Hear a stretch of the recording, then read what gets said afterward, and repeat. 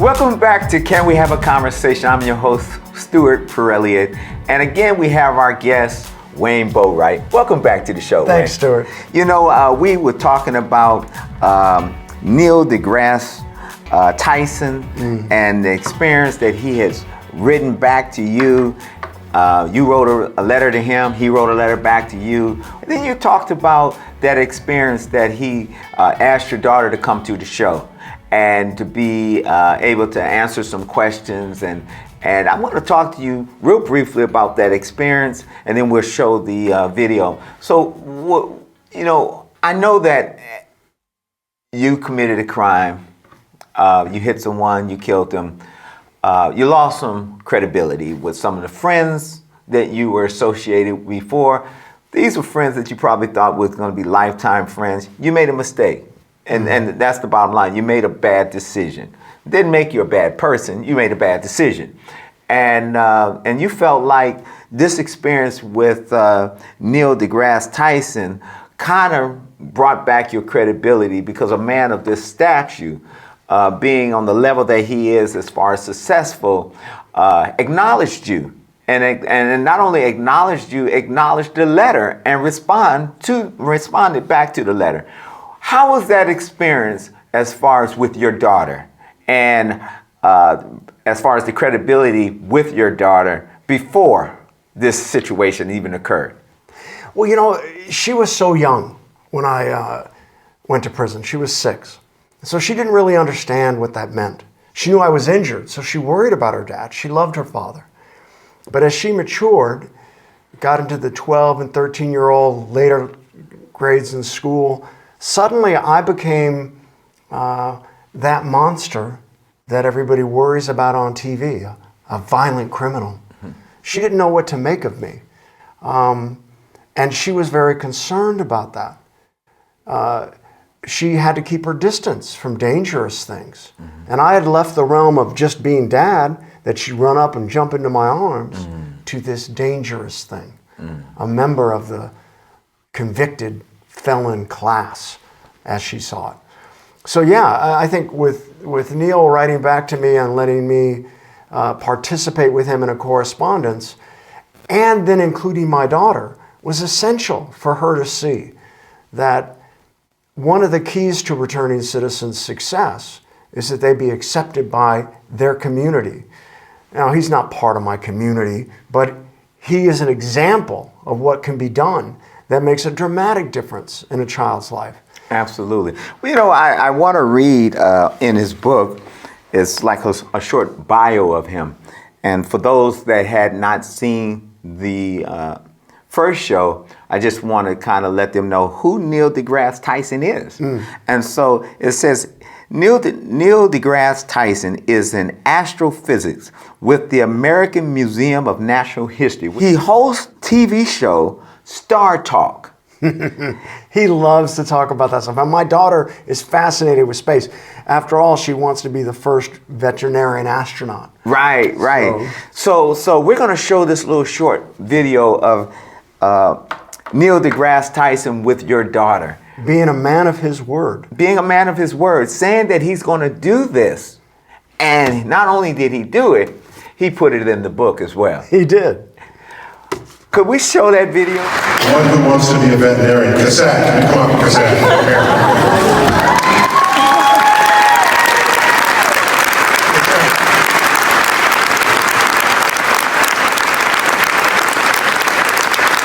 So, you can pop up here and sit? No, you can do that. I will never get back out of this position.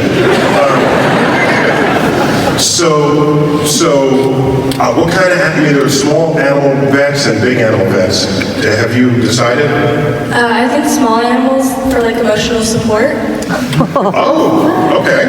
All right, that's cool. So like you see them in the airport sometimes when people have them. What are they called? Service animal? No, there's another. Emotional support animals. The emotional support animals. Yeah, because like a cow would make a good emotional support. Unless you grew up on a farm. Oh yeah, I guess so. Yeah, but you don't have to take a cow into the plane with you. No. So, what you're thinking now, do you still feel that way? Because that was a couple of years ago. I mean, do we need emotional support animals in space right now? Because wouldn't that be a waste of resources for humans? Oh, because you have to feed the emotional support animals. So you better off just get astronauts who don't need emotional support. Right? That's what you're saying. So you filter out the emotional support people and say, you're not going into space. Unless you buy a seat for your ferry, you know. Okay, so that's a very good point. Because resources, unless your destination, you set up a place to generate resources on your destination. Because right now you bring everything with you. But NASA calls it in situ resource utilization, where you go to Mars, you don't bring food, you grow food there. You don't bring water, you dig water out of the soils. So that would be where that heads. So you think you still want to be a space vet today? I mean, maybe if like there's a job offer.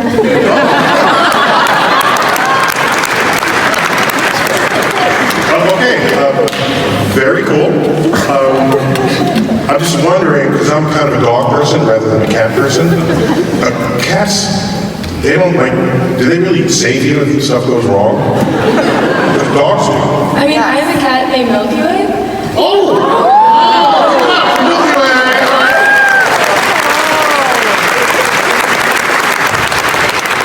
Let's test how geeky the audience is.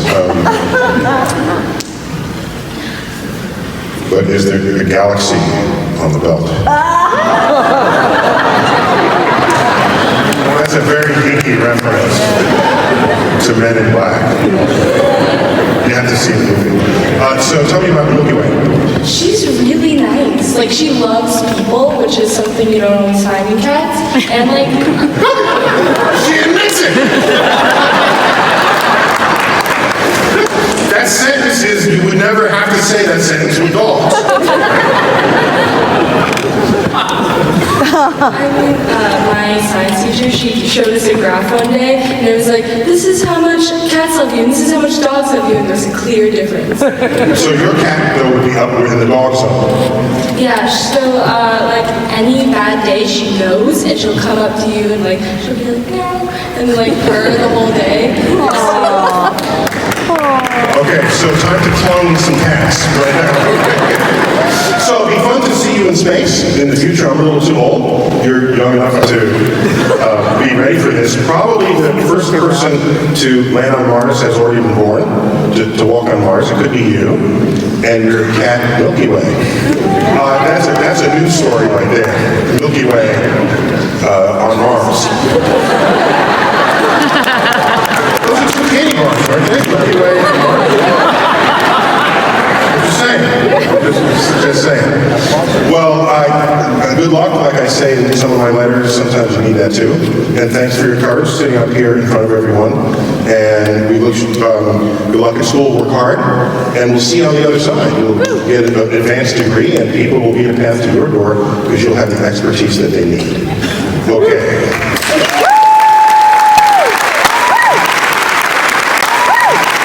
Looking at that video of your daughter reminds me of what I try to do with my daughter and my son. Mm-hmm. And what that is to be able to leave a memory. We can leave our kids money, we can leave them experience, but that right there, she will never forget. That was a memorable moment that would be engraved in her heart and her mind, that she will be able to tell her kids and her grandchildren. That is a great, powerful story. And, you know, that is not an easy task that was accomplished. And which leads us to our next conversation, and that is your struggle. What was your struggle coming out of prison and moving back into society, returning back as a citizen? What were some of your struggles in that? Unlike a lot of people might expect, I returned from prison just like a shorn sheep, in the sense that all of my assets had gone into my civil settlement, and then my convalescence when I was in prison. And then anything I had left was part of my settlement for my children. I wanted my children to be able to have a good life and be taken care of. So I came out of prison with the $232 that I had gate money from prison, with an expectation that if I was like everybody else, I would have a really hard time finding a job, finding a place to live, and getting my life in order. Now, I was luckier than some, don't get me wrong, and I'm grateful for that. But the state was planning on putting me into a 6-month drug rehabilitation program with active drug addicts as a place to live. I didn't want that. And I just want to just interject. Did you have a drug problem? Not any longer. I didn't have a drug or alcohol problem. There's no doubt I did when I went to prison. But this was just because they had no bed for me to live in. I had no place to live. They didn't want me on the street. So they were going to force me to go into a drug rehabilitation program with like 6 other roommates. And I was lucky enough, both as the managing editor of the San Quentin News and having a lot of guys who've gotten out, to know that that was the wrong place for me to be. That is a dangerous environment. These guys steal from each other. They have a hard time recovering. It's very strict lockdown. They have to do 35 hours of program in a week. They can't look for a job. They can't look for an apartment. They have to spend 6 months in that program. And I didn't feel I needed that. I wasn't somebody who'd spent my whole adult life in prison. I was an adult before I went to prison. I could be an adult again. But that didn't mean I didn't need help. For me, that help came from my church. I was welcomed back by my church community. And I got to be honest, of all the communities I belonged to, that was the one that really stood up for me. A woman who lived in my church had an in-law unit, they're called, attached to her garage. And she said, Wayne can stay in there as long as he needs. And I spent 5 months in her in-law unit, no rent charged, but a place for me to come back and heal. And I needed that. I needed to take hikes in the woods. I needed to get out. I needed to spend time alone after living in a dorm with 200 men and in a prison with over 4,000 men. I needed to get out of that mindset. And I was able to do that in this beautiful little in-law unit that I got to stay in. Gave me a chance to do the other stuff that's important, get my life together, find a good AA meeting, go to church, look for a job, do all those things that everybody should be able to do as a returning citizen. It was only possible because of my church. And that's the thing that I wanted to talk about, because everybody may not have that opportunity to be connected to a church with those resources. And being that they didn't have skills or have, a support group, So what happens? Because yes, many people are being lured into going into homes that they do not have a problem with substance abuse. They really need to get a job. They need some training. They need to work on some mental health issues or some life skills to be able to, get back into society. But if you're trapped in taking all these substance abuse classes and you have to volunteer because you live there and you're in a room with 6 different guys, how are you really, benefiting with the freedom that you're supposed to have? Yeah, they call it freedom, but you might as well be back in prison in a lot of ways. And it's that difficult. I mean, you have to have a hall pass to leave the house. You have to report back in at a certain time. I mean, it's very strict. Now, I'm not saying there aren't guys who need that. Oh, absolutely. But you weren't one. But the people that I deal with, a lot of the lifers that I dealt with at San Quentin had done the work. They had overcome their addictions. They had dealt with their issues of violence and impulse control. They were ready to return as citizens in society, and it wasn't easy for them. They weren't given that opportunity. In fact, I bet you'd be surprised to know this, but a lot of the guys, San Quentin brings inmates in from all over the state. But most of those guys, when they get paroled, they want to stay in the Bay Area because they don't trust going home where the resources don't exist, whether that's LA or Fresno or Sacramento. They want to stay in the Bay Area because they know there are the resources to help them with communities, with groups, organizations they belong to. And a lot of them are leased to the Bay Area rather than going back to their county of residence where they had been sentenced when they originally went to prison. So the reason why we're having this discussion is because you and I have been talking about this, and we've been trying to find a way that we can help returning citizens to be able so that they don't get to a place where they're forced to live in a home and addressing a need that does not need to be addressed.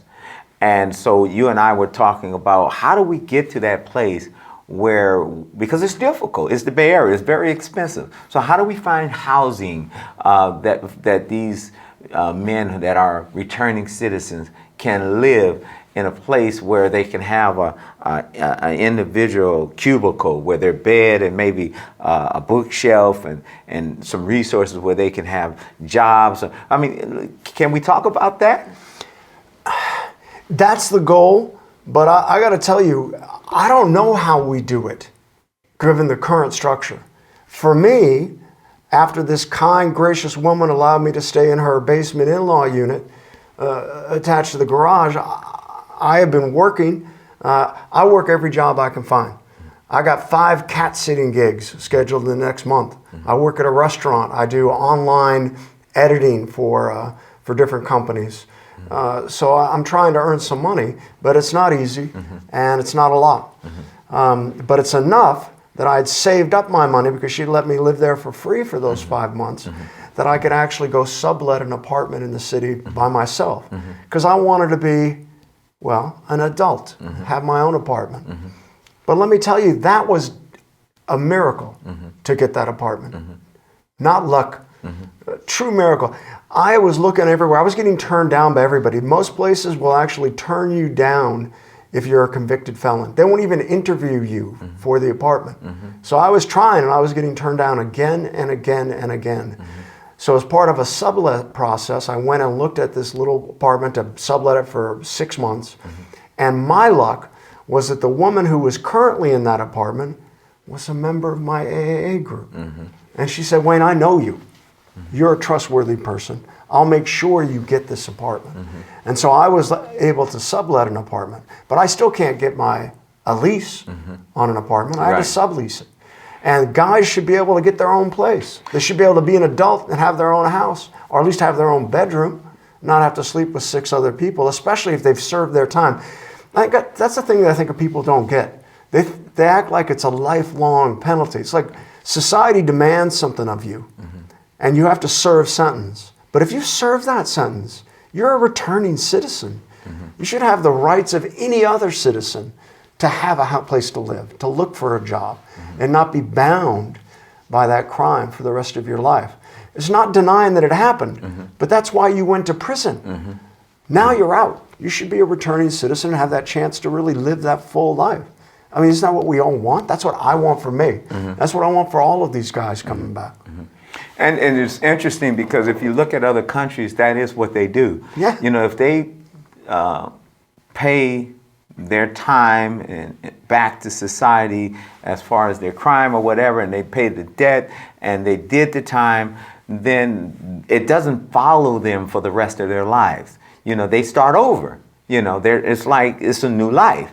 You know, so they don't have to worry about, you know, a sublease or a job that's looking and saying, well, you're a convicted felon. Well, you did your time. You know, you did that. It's not like you didn't pay your time back to society. But the problem that I'm having and what we're trying to do with Man to Man and work with you and really actually work with you because you have first hand on this. And it really would have to take people who have large foundations, people who have a passion for this, to see that there is something that's broken here and it needs to be fixed. You know, there's people with billions of dollars that doesn't know what to do with their money that can easily fix this problem. Well, you know, it's interesting. I look at what the system does, and there's a lot of good people trying to help these guys, but they don't have the right tools, so they put them in a drug treatment program. The other thing they do that's really awful is they tell them to declare themselves physically disabled. Yeah, I heard that one too, yes. So then they can get SSI, they can get extra benefits from the government. Now, on the face of it, that sounds good, but you're guaranteeing that that guy will never live a real life. He's not going to give up that guaranteed check from SSI. He will continue to be disabled for the rest of his life. What he needs is an opportunity to get a job. What he needs is an opportunity to be an adult, to be a man, not be a disabled citizen. That's what I think the system is faulting, is that they don't provide a real opportunity for them to be a full adult contributing citizen of society. They make them either a drug addict or disabled. Now, because they're trying to help. It's not a bad thing. Yeah. But then when they get this SSI, they pay this money to them, right? I mean, they get a check, so they pay that money to them. Who do they pay the money to? Well, wherever they can find an apartment. Right. Which is usually a different facility a lot of times. They'll usually be in a facility still, because that SSI check isn't enough to cover normal rent, at least not in the Bay Area. Right. And these people that receive this money, they get grant money and they know how to write the grants, but they're not really doing the work. Am I correct? I'm not going to judge their efforts, but I have, from my experience, believe that for these men to be fully engaged as citizens, it's better to have them in an environment where they're not declared disabled or declared an addict after they get out. That there's some acknowledgement of them as a returning citizen to be a full citizen. Whether that means voting or volunteering in their community or participating in different ways, absolutely they should do that. I believe in that. I tutor now at the Boys and Girls Club down to high school students, because that's part of the way I serve my community as a returning citizen. So there's no doubt that some of these organizations help with that, but they're helping from a place where they've already hamstrung the guy by making him have to claim he's either an addict or disabled. That is because they need the money. Right. That's the problem. As I see it, that's where it's got to start. They got to let them be a full adult. So what happens if there is a program that actually welcomes returning citizens, and that organization can sublease an apartment complex and can put it in the name of that nonprofit and be able to... So you don't have to get a lease in your own name. Right. Because that's such a challenge. Well, see, that's a good idea that would be great. And I think that's a viable solution to a really tough problem, because what people don't seem to get, and this applies to the homeless people as well, housing is the linchpin. They think they have to deal with the addiction. They think they have to deal with their mental health problems without realizing that until a person feels safe, has a place to stay, they can't deal with those things. Look, I don't blame a homeless person for getting drunk or using drugs. If I was on the street, I'd probably want to do it too. That's the problem. You got to get them off the street first, with enough time that they can relax and unpack what they've gone through, and then focus on the treatment, focus on the jobs, deal with the issues they have to deal with. The challenge is many times that doesn't happen. When I got out, I went to my parole officer. He told me that if I needed a place to stay, I should go to the homeless shelter around the corner the next day. But that if I was declared homeless, I'd have to come in and see him either once a week or every day, because I didn't have an apartment. So I had a burning desire not to see my parole officer every day, which meant I had to find my own place. Yeah, because how can you be productive? How can you get a job if you're seeing your probation officer every day, and you got interviews, and you got to look for a place? I mean, every time you turn around, you got to go see your probation officer. Yeah, it's like they're tying your shoes together and asking you to run a race. Right. It's like, let me run. Give me a chance. And a lot of these men who've done the work, and again, that's in San Quentin. I can't speak for the other prisons, even though I know that many of them are doing the work as well. Again, at the San Quentin News, we'd write stories about this. We write stories about this every month, over 40 stories a month about what is going on in the prison to help these men be ready to return as full citizens in our society. So the stories are there, the reality is there, but the opportunity, I don't know if it's there in most places. I think it's a real challenge that they can't, and it starts with that housing issue. No, it starts with the housing issue, and one of the other things that I'm going to have to close, but one of the other issues that I recognize is they have to be gainfully employed. Yeah, well, exactly. I mean, you know, Exactly, 100%. And when I say gainfully employed, I'm not talking about In-N-Out Burger, or you know, fast food, or Walmart. I'm talking about gainfully employed that they can pay rent here in the Bay Area. Yeah.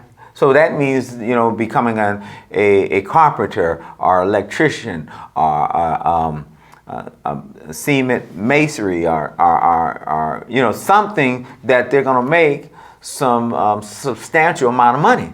Yeah. Well, I tell you, a good friend of mine who got out, he's a member of a local union. He works on the roads and on the subway system. He's doing that kind of hard labor as a union member and can afford to have a life, have a family, have a car. So those jobs are available. And that is tied in. I mean, those things are kind of like, what's first, the chicken and the egg? You need a job and you need a place. Well, you need both of those. That's right. Yeah. I think that's 100%. They're both essential to get started on the right foot.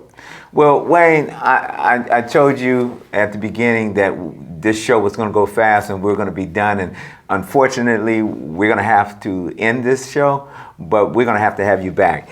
Because, Thank you, Stuart. you know, this conversation is a conversation that people need to hear. We don't know who's listening to this conversation. It can be somebody who can fund a program, a reentry program that can get these things happening. The only way that we can get to the heart of those people is to have these kind of dialogues, to be able to have a conversation so the person who says, you know what, I saw this show, I want to invest in that. And so if you're watching this show and you're saying, you know what, I have a desire to help this reentry program, and you know, Man to Man and Wayne are working together to try to get this to happen, then we invite you to help us so that we can help these people who are coming out of San Quentin, who's returning back, that all the odds is against them. They get $232, they're dropped out, you know, on the street, right at a liquor store. They got a check where they have to cash, but no one's there to embrace them, to say, hey, welcome back to society. I'm gonna help you get a job. I'm gonna help you get a place. And so I'm looking to, this is not just a conversation that we're having. This is really a seed that is planted to help people like you so you can be successful. Because you may have lost your career, but you didn't lose your mind. So you can really, my soul. Are your soul. So you can reinvent yourself. Amen? Absolutely. Thank you again for watching Can We Have a Conversation? You've seen a few of our series on reentry. You will see many more that comes because this is a very important topic that really needs to be discussed. And I believe that if we all can work together, we can come up with a solution to this problem. Thank you again for watching Can We Have a Conversation? Until the next time, God bless you.